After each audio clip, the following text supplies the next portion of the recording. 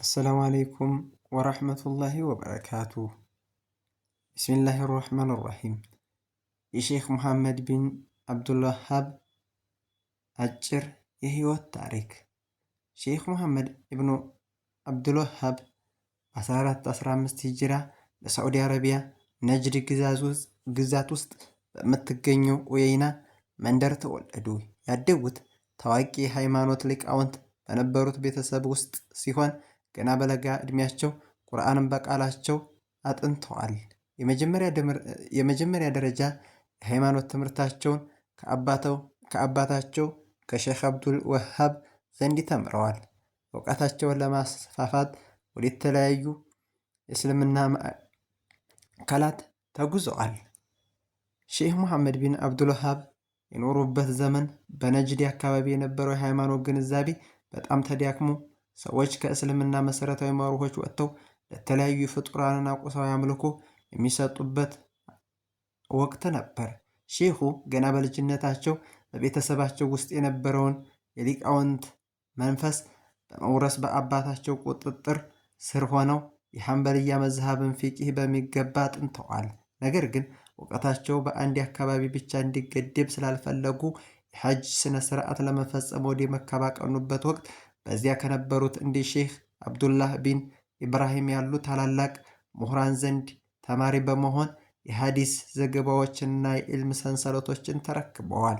ወደ መዲና በተጓዙበት ወቅት ደግሞ የነቢዩን መስጅድ እንደ እውቀት ማዕከል በመጠቀም በወቅቱ የነበሩት ታዋቂው ሊቅ ሼክ ሙሐመድ ሀያት አልሲንዲ ጋር የቅርብ ትውውቅና የተማሪነት ትስስር ፈጠሩ። ሼክ ሙሐመድ ሀያት በሼኹ ላይ የነበረውን የተሐዲሶ ስሜት በማበረታታትና የተውሂድን አስፈላጊነት ይበልጥ በማስረጽ ረገድ ትልቅ ሚና ተጫውተዋል። ከዚህ በኋላ ወደ ኢራቅ በስራ ከተማ በመጓዝ በቋንቋ በሰዋሰውና በሐዲስ ዘርፎች ጥልቅ ጥናት አድርገዋል። በዚያ በነበሩበት ወቅት አንዳንድ የቢድዓ ተግባራትን በግልጽ በመቃወማቸው ምክንያት ከከተማዋ እንዲወጡ ተገደው ነበር። ይህ ጉዟቸው ግን ሰፊ የህይወት ተሞክሮ እንዲያገኙና በተለያዩ አካባቢዎች ያለውን የህዝብ ሁኔታ እንዲረዱ ረድቷቸዋል። ወደ ነጅድ ሲመለሱ በመጀመሪያ አባታቸው በነበሩበት ሁረይሚላ ከተማ ጥሪያቸውን ጀመሩ። አባታቸው እስከሚሞቱ ድረስ በትዕግስት ሲያስተምሩ ቆይተው የአባታቸው ህልፈት እንዴት ተሰማ ጥሪያቸውን በይፋና በከፍተኛ ደረጃ አፋፋሙት። በዚህ ወቅት ነበር ኪታቡት ተውሂድ የተባለውን ዝነኛ መጽሐፋቸውን ያዘጋጁት። በወቅቱ በነበረው ማህበረሰብ ዘንድ የነበሩትን ለዛፎች እና ለድንጋዮች የሚደሩ ስዕሎችንና አምልኮዎችን በንግግር ብቻ ሳይሆን በተግባር ለመቀየር ሞክረዋል። ለምሳሌ በኡየይና በነበሩበት ወቅት ሰዎች በከፍተኛ ደረጃ ያመልኩት የነበረውን የዘይድ ቢን አልኸጧብ መቃብር በወቅቱ የነበረውን የአካባቢውን መሪ ዑስማን ቢን ሙዓመርን በማሳመን እንዲፈርስ አድርገዋል። ይህ ተግባራቸው በወቅቱ የነበሩ ባለስልጣናትና ሌሎች ጥቅማቸው የተነካባቸው ሰዎች ስላስቆጣ የኡየይና መሪ በውጫዊ ጫና ምክንያት ሼኹን ከከተማው እንዲወጡ ጠየቋቸው።